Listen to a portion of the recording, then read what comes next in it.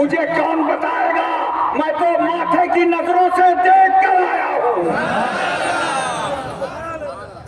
اور ایک بات سن لو، یہاں پر پڑھا لکھا مجمع ہے۔ ابھی 1 مہینہ پہلے، تقریباً 20-25 دن پہلے دلی میں ایک ڈیبیٹ ہوئی تھی، سمجھ رہے؟ شمائل ندوی اسکالر اور جاوید اختر ملحد، دونوں کے درمیان آدھا بیچارے دونوں نے پیسہ دیا تھا، ساتھ کیمرے لگائے تھے۔ یہ ڈیبیٹ نہیں تھی، یہ نورا کشتی تھی۔ اسی لیے جب ڈیبیٹ سے فارغ ہوئے تو بڑے اطمینان سے ہاتھ چوم رہے تھے۔ تو حیدرآبادی تو نہیں کہہ سکتا، کانپورے لہجے میں ضرور کہوں گا، اس طرح ہاتھ چوم رہے تھے جیسے پوچھ رہے ہوں استاذ کیسی رہی؟ وہ کہہ رہا ایسے نہیں مانیں گے، سر پہ ہاتھ رکھو۔ یہ کیا تماشا ہے؟ اللہ کے بارے میں ڈیبیٹ کر رہے ہو؟ ارے نادان، جس خدا نے تیری عقل کو پیدا کیا ہے اس عقل سے تو خدا کے بارے میں فیصلے کرے گا؟ عقل کے ذریعے خدا کو ماننا ناکافی ہے، ذریعہ صحیح ڈھونڈو۔ اور اگر عقل کے ذریعے صرف خدا مل جاتا تو دنیا کے جتنے عقل مند ہیں وہ کفر شرک پہ نہ مرتے، سب اللہ کے وجود کے قائل ہو کر کے مرتے۔ ذریعہ غلط مت بناؤ، عقل کے ذریعے سے نہیں پہنچ سکتے، علم کے ذریعے سے بھی نہیں پہنچ سکتے، ورنہ شیطان بہت بڑا عالم تھا، گمراہ کیسے ہو گیا؟ صحیح ذریعہ ڈھونڈو۔ ایک ڈاکٹر صاحب کو بلائیے میرے پاس، ڈاکٹر صاحب دیکھیے ذرا ان کو بخار ہے، دیکھ لیجیے۔ اناؤنسر صاحب کو بخار ہے، انہیں چیک کیجیے۔ اب ڈاکٹر نے کیا کیا ہے کہ لکڑی لے کے اناؤنسر کے منہ میں ڈال دی، بخار سمجھ میں آئے گا؟ ابے تھرمامیٹر چاہیے بخار چیک کرنے کے لیے، لوہا سے، سریا سے، لکڑی سے بخار پتہ نہیں چلے گا۔ تو یاد رکھنا، خدا کے ماننے کا ذریعہ نہ علم ہے، خدا کے ماننے کا ذریعہ نہ عقل ہے، بس بات اتنی ہے کہ لا الہ الا اللہ دعویٰ ہے اور محمد الرسول اللہ دلیل ہے۔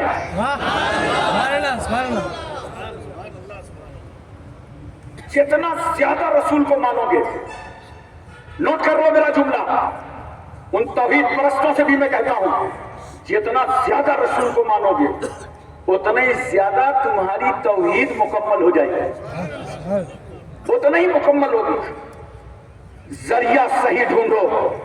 قد جاءکم برہان من ربکم، اللہ کی طرف سے رسول برہان بن کر کے آئے۔ اور ایک بات سن لو بہت محبت کے ساتھ، یہ گاؤں والے شہر والے سب بولتے ہیں نا کہ سب کچھ اللہ کے حکم سے ہو رہا ہے، بولو بولتے کہ نہیں بولتے؟ حقیقت میں اللہ کے حکم سے ہوتا ہے۔ ایک ذرہ بھی حرکت نہیں کرتا بغیر خدا کی مرضی کے، بغیر خدا کی مشیت کے ایک ذرہ حرکت نہیں کرتا۔ دیکھو میرے رسول صلی اللہ علیہ وسلم سے لوگوں نے پوچھا تھا، یسألونک عن الروح، اے پیارے رسول آپ سے لوگ روح کے بارے میں پوچھتے ہیں، روح کیا چیز ہے؟ قل الروح من امر ربی، مصطفیٰ آپ کہہ دیجئے وہ اللہ کا حکم ہے۔ تو جب تک یہ اللہ کا حکم ہمارے جسم میں رہتا ہے، ہاتھ بھی کام کرتا ہے، پیر بھی کام کرتا ہے، آنکھ بھی کام کرتی ہے، بولو ذہن بھی کام کرتا ہے، اور جیسے یہ حکم نکلا سب بے بس۔ دیکھا نہیں روح فرشتہ پیر کی طرف سے نکالتا ہے تو مرنے والا دیکھتا رہتا ہے، کہاں تک نکالا، کہاں تک پہنچا، کھینچتے کھینچتے کھینچتے سر کی طرف فرشتہ آتا ہے تو مرنے والا آنکھیں تان کے دیکھتا ہے۔ یہی وجہ ہے روح نکلنے کے بعد آنکھیں تنی رہ جاتی ہیں۔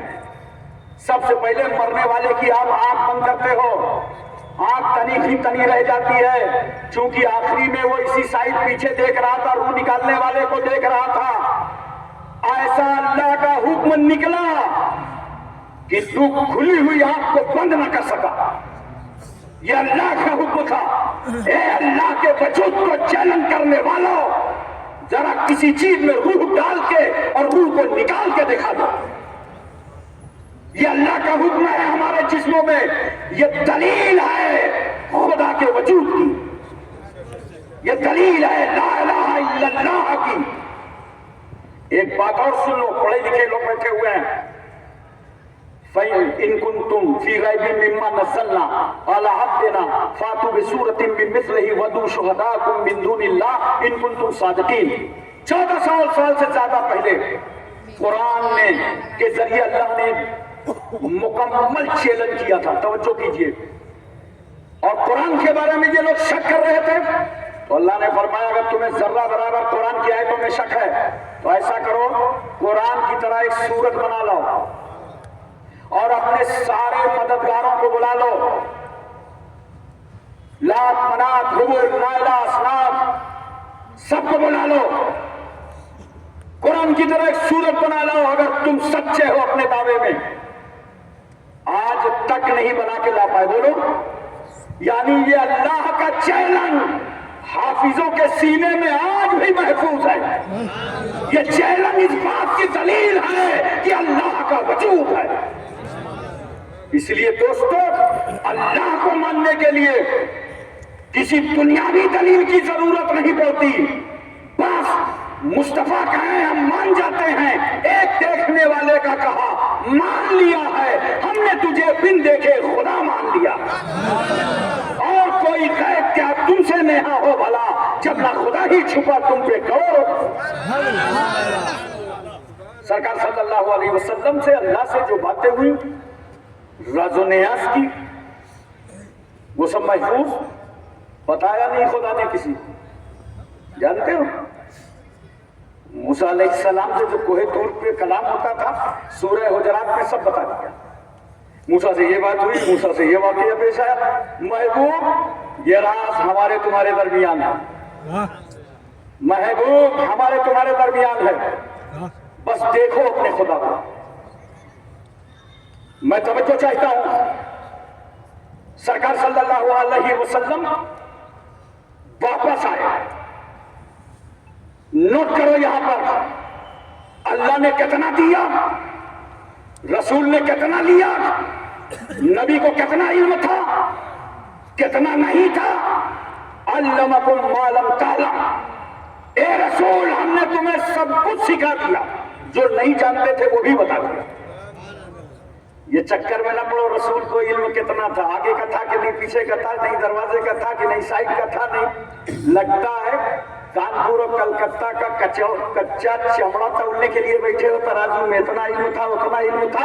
ارے یہ بحث مت کرو، اگر اپنا ایمان سلامت رکھنا چاہتے ہو تو بس اتنا کہہ دو دینے والا خدا جانے اور لینے والے مصطفیٰ جانے۔ نہ دینے والے کا جواب ہے نہ لینے والے کا جواب۔ اچھا ایک بات بتاؤ، سب کو تو اللہ ہی نے دیا ہے، یہ آنکھیں، یہ چہرہ، یہ وجود، یہ علم، یہ مکان، یہ دکان، یہ اولاد کس نے دیا؟ منصب ولایت ولیوں کو کس نے دیا؟ منصب نبوت و رسالت نبیوں رسولوں کو کس نے دیا؟ سب کو اللہ ہی نے دیا ہے، مگر یہ بات طے ہے اللہ نے جس کو جتنا زیادہ چاہا ہے اتنا زیادہ اس کو دیا ہے۔ بولو، یہ اللہ کی مرضی ہے، جتنا زیادہ چاہا اتنا زیادہ دیا۔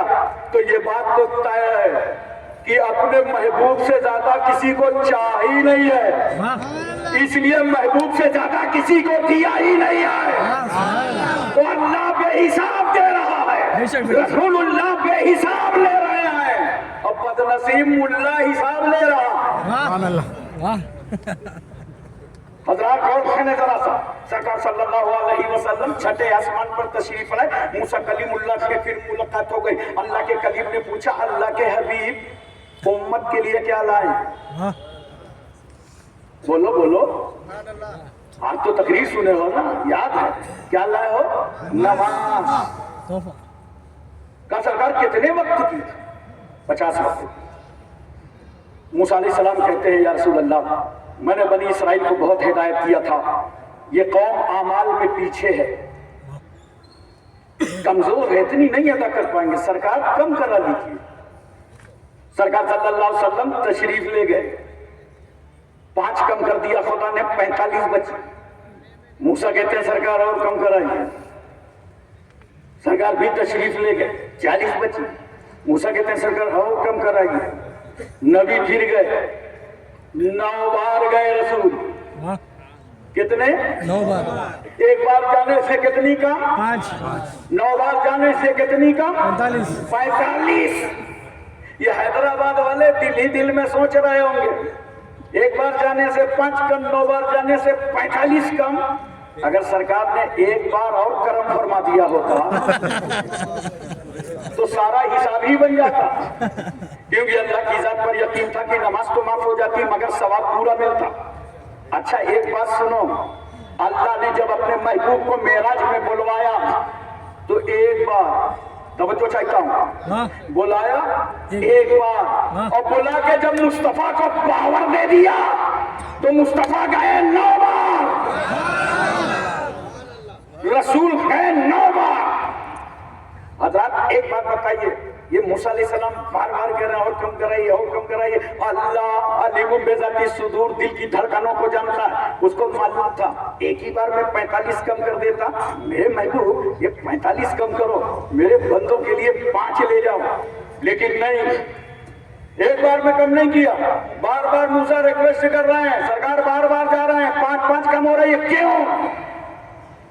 ये वही मूसा पैगंबर हैं जिन्होंने कहा था अल्लाह मुझे अपना दीदार दिखा दे, तो अल्लाह ने फरमाया लन तरानी, मूसा तुम हमें हरगिज नहीं देख सकते।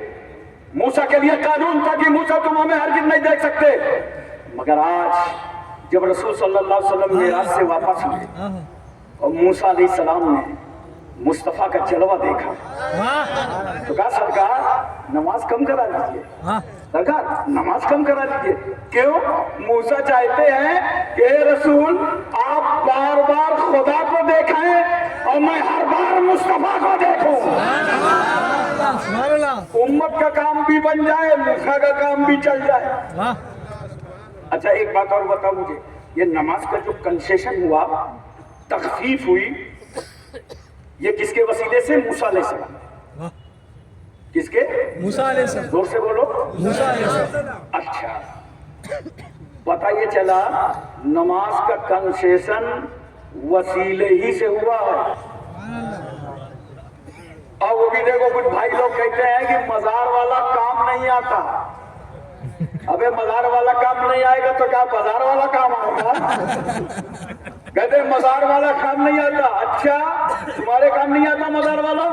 हमारे तो इतना काम आया कि मूसा अलैहिस्सलाम के बारे में मेरे सरकार फरमाते हैं, जब मैं मस्जिद हरम से मस्जिद अक्सा जा रहा था, राय तो मूसा युसल्ली फी कब्रिही, मूसा अपनी कब्र में नमाज पढ़ रहे थे। अब मूसा इस्तकबाल के लिए पहुंच गए मस्जिद अक्सा, छठे आसमान पर पहुंच गए रसूल की मुलाकात के लिए। तो जानते हो ये नमाज का जो कंसेशन हुआ ये मजार वाले के वसीले से,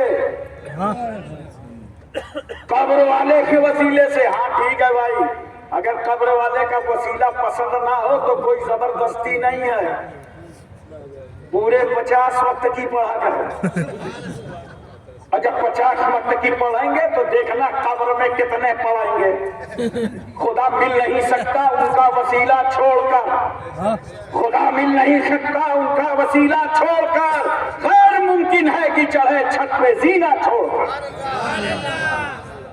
मोहतरम हज़रात, सरकार मेराज से नमाज का तो पल है, बोलो सुभान अल्लाह, दिल लगा के बोलो।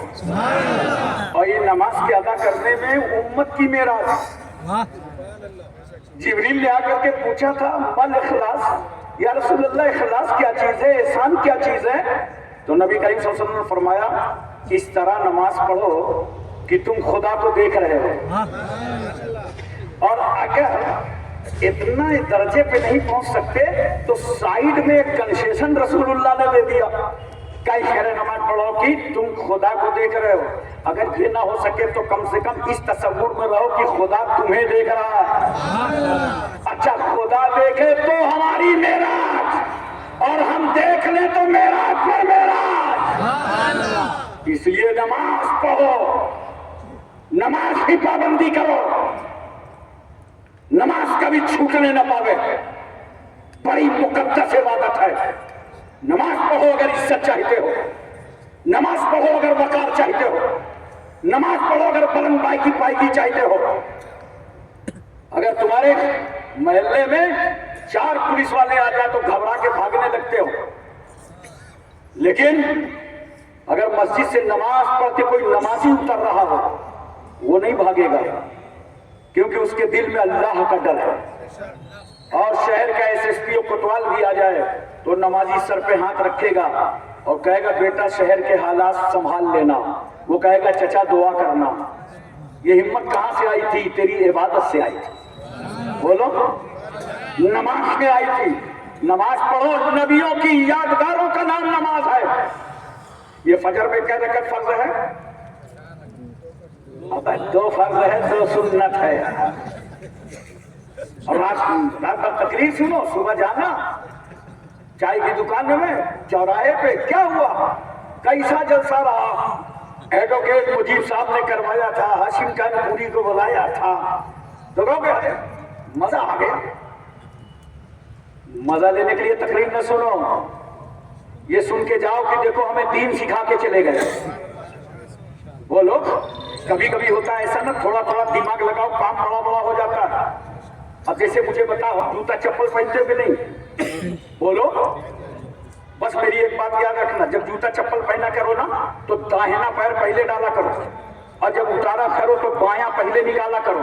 دیکھو کام بھی چل گیا اور سنت بھی ادا ہو گئی۔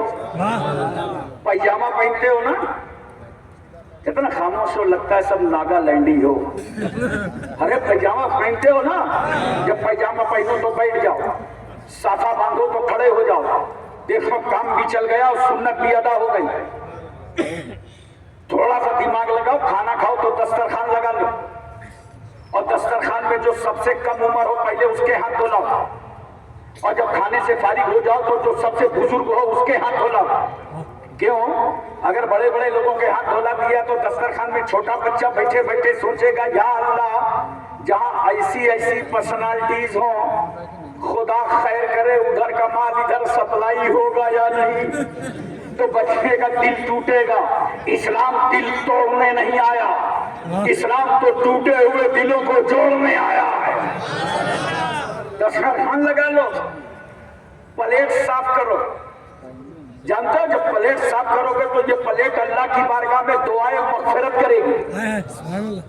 اپنا طرز زندگی اسلامی بنا لو۔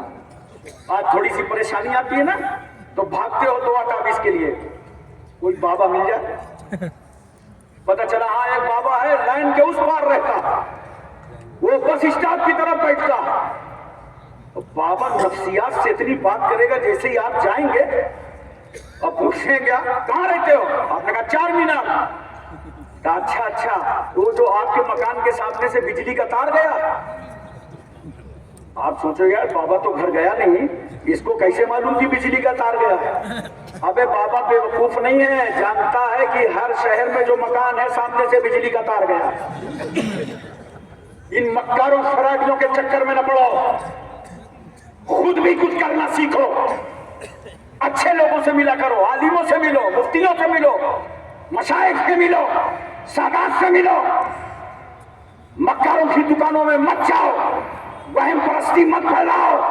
جب تمہارے اوپر کوئی مصیبت آ جائے، مشکل آ جائے، پریشانی آ جائے تو دیکھو میں تمہیں بتاؤں، ایک بچہ دیکھا ہے، چھوٹا بچہ 6 مہینے کا، ماں کی گود میں رونے لگا، جیسے رویا تو ماں کیا سمجھتی ہے، لگتا ہے میرا بیٹا بھوکا ہے، فوراً اسے دودھ دیتی ہے، وہ دودھ نہیں پیتا، اتنے میں رو رہا ہے، ماں اس کو لٹا دیتی ہے، بچے کے پیٹ پر ہاتھ رکھتی ہے، لگتا ہے میرے بیٹے کے پیٹ میں درد ہے، اب بھی بچہ رو رہا ہے، ماں اس کا کان پکڑتی ہے، لگتا ہے میرے بچے کے کان میں درد ہے، اب بھی بچہ رو رہا ہے، اتنے میں وہی ماں اپنے شوہر سے کہتی ہے، ایسا لگتا ہے اندر رہتے رہتے گھٹن محسوس کر رہا ہے، تھوڑا اس کو گود میں لے لو، باہر ٹہلا دو۔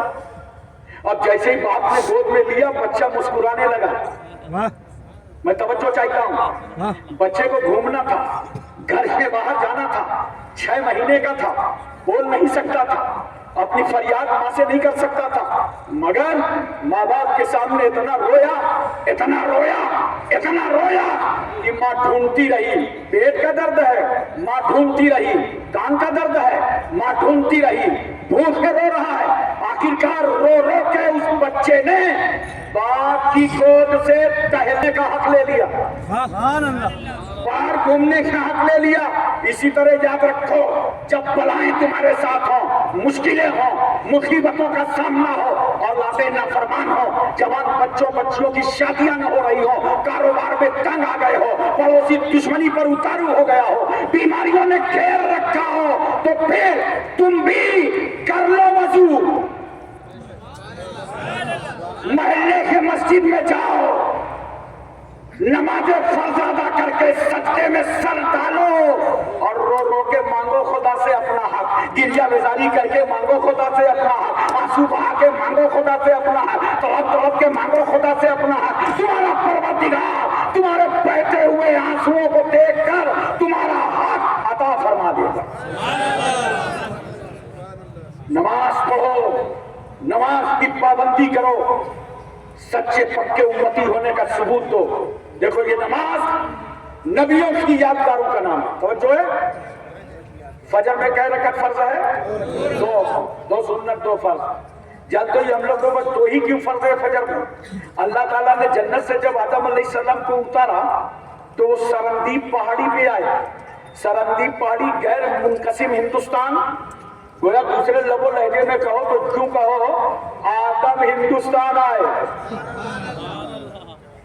और नोट करो, उजाले से आए थे, अंधेरा था, रो रहे हैं आदम, आंसू बहा रहे हैं आदम, गिरिया बेजारी कर रहे हैं आदम, सजदे में सर है।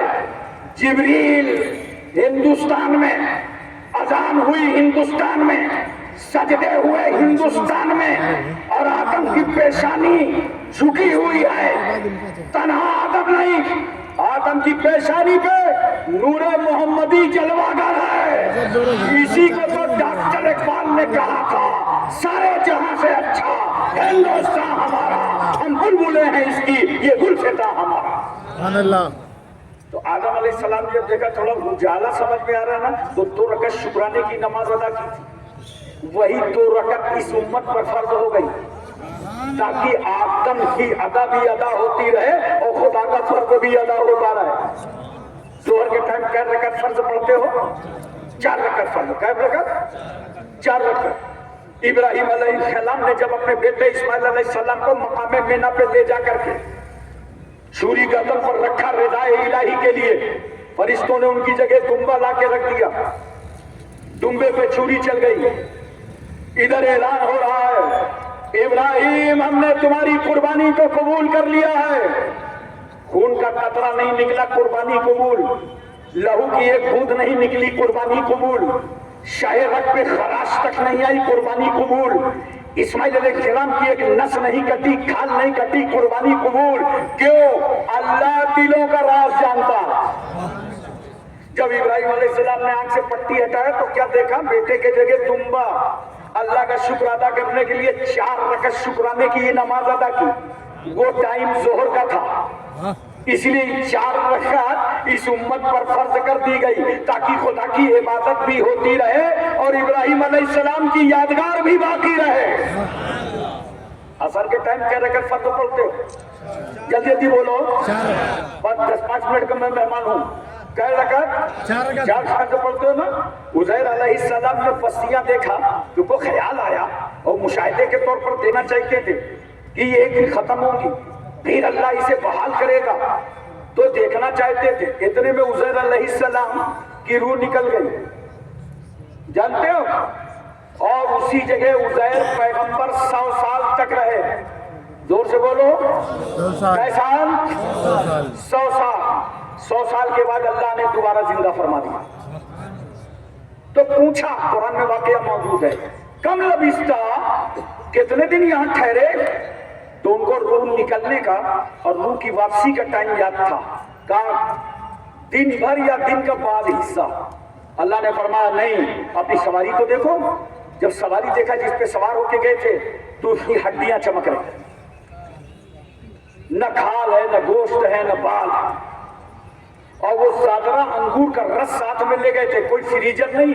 100 साल के बाद भी वो रस ताजा तरीन नजर आ रहा था, क्योंकि एक नबी की ग़िज़ा बन गया था। اور نبی کی صحبت کی برکت اتنی ہوئی کہ ہڈیوں میں گوشت، گوشت میں کھال، کھال میں بال، سواری بھی زندہ ہو کے بیٹھ گئی۔ اب میں صرف ایک بات پوچھتا ہوں حیدرآباد والوں، کتنے سال کے بعد زندہ کیا اللہ نے؟ 100 سال۔ زور سے بولو۔ 100 سال۔ 100 سال کے بعد زندہ کیا اللہ نے دوبارہ، لیکن عزیر علیہ السلام 100 سال وہیں رہے، مٹی میں نہیں ملے۔ ارے بولو یار، مٹی میں نہیں ملے۔ کہاں ہیں وہ لوگ جو آخری نبی کے بارے میں کہتے ہیں کہ وہ تو مر کر کے مٹی میں مل گئے، نعوذ باللہ؟ ارے دیکھ قرآن پورا واقعہ بیان کر رہا ہے، 100 سال کے بعد اللہ نے دوبارہ روح پلٹا دی، وہ مٹی میں نہیں ملے۔ جب عزیر کی زندگی کا یہ عالم ہے تو امام الانبیاء کی زندگی کا عالم کیا ہوگا؟ اسی لیے میں کہتا ہوں جو رسول کل مکہ میں زندہ تھا وہی پیغمبر آج گنبد خضرا میں زندہ ہے۔ ارے مٹی تو سبھی مٹی ہے، مگر مٹی کے وہ ذرے جو گنبد خضرا میں ہیں وہ جنت سے بڑھ کر ہیں، اور جو ذرے رسول اللہ کے جسم پاک سے چھو گئے ہیں وہ عرش الہی سے افضل ہیں۔ تو جس رسول کی خاک کا یہ عالم ہو اس کی ذات پاک کا کیا عالم ہوگا؟ اچھا ایک بات بتا دیجئے، نیند تو نہیں آ رہی؟ نہیں بولو یار، رات تو جاگنا ہی ہے، لیکن نہیں زیادہ پرابلم نہیں، ابھی آپ کو نوافل وغیرہ پڑھنا ہے، سحری کا انتظام کرنا ہے۔ بس میں ایک بات بتاؤں، عزیر علیہ السلام اپنی سواری پہ سوار ہوئے اور اپنی گاؤں کی طرف گئے اور لوگوں سے کہنے لگے، محلے والوں سے، میں اللہ کا نبی عزیر ہوں۔ لوگوں نے کہا آپ کہاں سے آ گئے؟ وہ تو 100 سال سے ان کا کوئی پتہ نہیں چل رہا ہے، ہم لوگ تو پہچانتے بھی نہیں، نئی نسل آ گئی تھی۔ کہا نہیں میں اللہ کی نبی ہوں، اللہ نے 100 سال کے بعد مجھے دوبارہ زندہ کیا ہے۔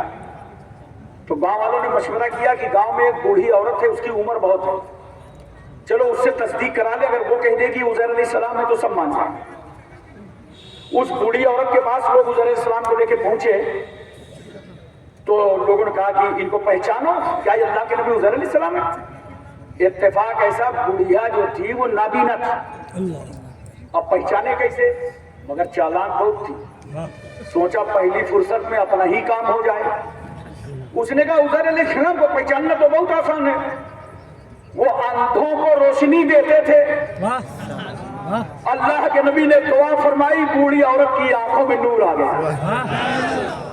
حضرات میں توجہ چاہتا ہوں، 4 رکعت شکرانے کی نماز حضرت عزیر علیہ السلام نے پڑھا تھا، وہ عصر کا ٹائم تھا، اس لیے یہ 4 رکعت اس امت پر فرض کر دی گئی تاکہ نبی کی یادگار بھی باقی رہے اور اللہ کی عبادت بھی ہوتی رہے۔ داؤد علیہ السلام نے 4 رکعت کی نیت کی تھی مغرب کے ٹائم، مگر کمزوری اتنی تھی کہ تھک گئے، 3 ہی میں سلام پھیر دیا۔ آج بڑا سے بڑا پہلوان کہتے نبی تو تھک کے سلام پھیرے تھے، میں بہت بڑا پہلوان ہوں، میں پوری 4 پڑھوں گا تو یہ نماز تیرے منہ پہ مار دی جائے گی، کیونکہ عبادت تو ہے مگر اس میں نبی کی ادا نہیں ہے، نبی کی ادا نہیں ہے۔ 3 رکعت پڑھو جتنی میرے نبی نے پڑھا ہے۔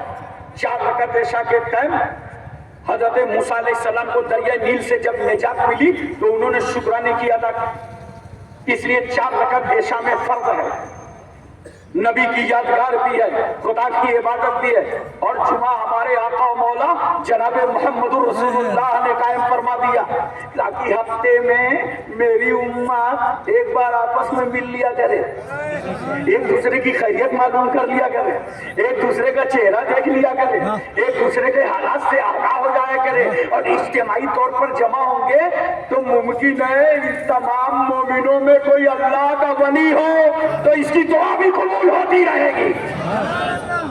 دیکھو عید، بقرعید، یہ تہوار بھی اللہ کے رسول صلی اللہ علیہ وسلم نے دیا۔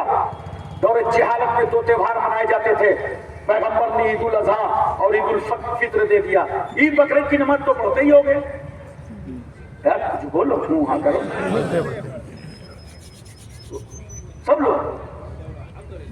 ہم تو سمجھتے ہیں کہ نماز ہفتہ وارانہ، بعض لوگ روزانہ، کچھ نہیں تو سالانہ، کسی خانے میں اس کو فٹ ہی ہو جاؤ۔ کیا عید بقرعید سب لوگ پڑھتے ہیں؟ نہیں، میں متفق نہیں ہوں، اس لیے کہ کانپور کی عیدگاہ میں جب میں خطبہ دینے کو کھڑا ہوتا ہوں تو پتا چلا ایک گاڑی دائنے سے آ گئی، ایک بائیں سے آ گئی، بعد میں انکوائری کیا کیا ہوا، حضرت ان کی نماز چھوٹ گئی۔ کیوں؟ یہ کچھ تو درزی کے چکر میں پڑے تھے، اور کچھ لیٹ لطیف ہو کر کے یہاں تک پہنچے ہیں عید بقرعید بھی مسلمان فیصد نماز نہیں پڑھتا. جو لوگ پردیش میں رہتے ہیں نا ان کو ٹکٹ ہی نہیں ملتا جانے کے لیے, تو کہتے ہیں ایسا کرو 29 رمضان کا لے, 2 مولوی لڑ جائیں گے, عید تو 2 ہونا ہی ہے, بنی تو بنی نہیں عبد الغنی. عید بقرعید بھی مسلمان فیصد نماز نہیں پڑھتا, 90% پڑھتا ہے. مگر میں نے مانا چلو 90% صحیح, جب تم لباس میں ملبوس ہو کر, عطر میں معطر ہو کر, اب میں شہزادوں کی انگلیاں پکڑ کر کے عیدگاہ کی طرف چلتے ہو تو ایسا محسوس ہوتا ہے جہاں تک تمہاری نظر جا رہی ہے تم نظر آ رہے ہو. اس لیے تو میں کہتا ہوں الگ سے کوئی علاقہ پاک بنانے کی ضرورت نہیں پڑتی. اب یہی پاک کام جب پاک قدموں کو رکھ دے تو پورا ایریا پاک ہو جاتا ہے.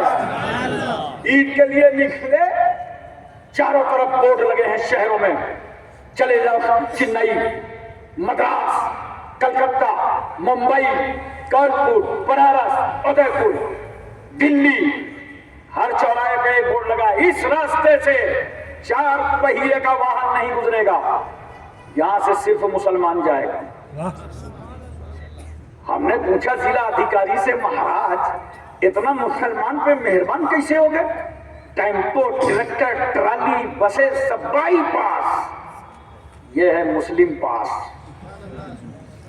مجیشین نے کہا امام صاحب آپ کو معلوم نہیں آج مسلمان نماز کے لیے نکلا, ہائے ہائے, آج مسلمان نماز کے لیے نکلا ہے, اس لیے ہم نے راستہ بدل دیا ہے. حیدرآباد والوں, جب سال میں تم 2 مرتبہ فیصد نہیں 90% نماز کے لیے نکلتے ہو تو حکومت کو راستہ بدلنا پڑتا ہے. ارے سال میں 2 بار نکلو تو حکومت کو روٹ بدلنا پڑتا ہے. قسم خدا کی اسی ذمہ داری کے ساتھ اگر محلے کی مسجد میں تم نماز پنجگانہ ادا کرنے لگو تو صرف حکومت کو راستہ نہ بدلنا پڑے گا بلکہ نہ جانے کتنی باطل حکومتیں بدل جائیں گی. اللہ اکبر, اللہ اکبر, یا رسول اللہ, زندہ باد, حضرت علامہ ہاشم کانپوری صاحب زندہ باد. اس لیے دوستو بزرگوں, میں تم سے گزارش کروں گا اور یہ آخری بات اپنے نوجوانوں سے کہہ رہا ہوں, نوجوانوں تم بہت بڑا انقلاب لا سکتے ہو. ہمارے ملک کی جتنی سیاسی پارٹیاں ہیں سب یوا پہ نظر رکھتی ہیں, حکومتیں یوا پہ نظر رکھتی ہیں, تو خطیب کی حیثیت سے میری بھی نظر یوا پہ رہتی ہے. نوجوانوں تم بہت بڑا انقلاب لا سکتے ہو. اپنے آپ کو بدلو, اپنے آپ کو تبدیل کرو, صحیح لباس پہنو, صحیح زندگی گزارو. دیکھ رہے ہو پینٹ کیسے نوجوان پہنتا ہے, جنس کتنی ٹائٹ کہ سمجھ میں نہیں آتا کہ اس نے پینٹ کو پہنا ہے کہ پینٹ نے اس کو پہنا ہے. اور کھڑے کھڑے پیشاب کرتا ہے اور کہتا ہے ماڈرن دور ہے. ابھی کھڑے ہو کے پیشاب کرنا ماڈرن ہے تو تم سے بڑا ماڈرن تو کتا ہے, گدھا ہے, وہ روزانہ کھڑے کھڑے سارے کام کر لیتا ہے.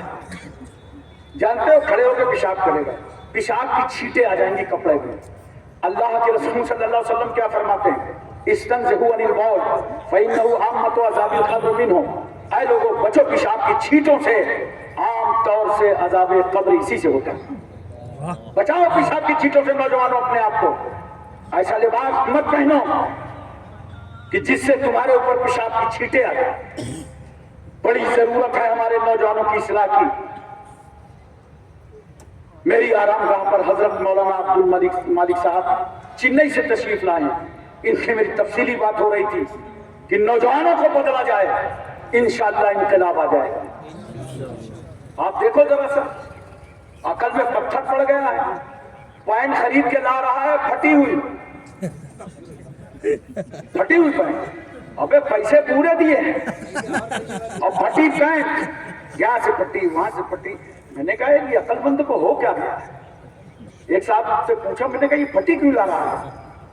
ایک چھوٹا بچہ تھا, بمبئی میں مل گیا مجھے, بھنڈی بازار سے میں کرلا آ رہا تھا, سائڈ میں گاڑی کھڑی تھی, آیا بولا حضرت کرلا جانا. میں نے کہا, بولے میں ساتھ چلوں کیا؟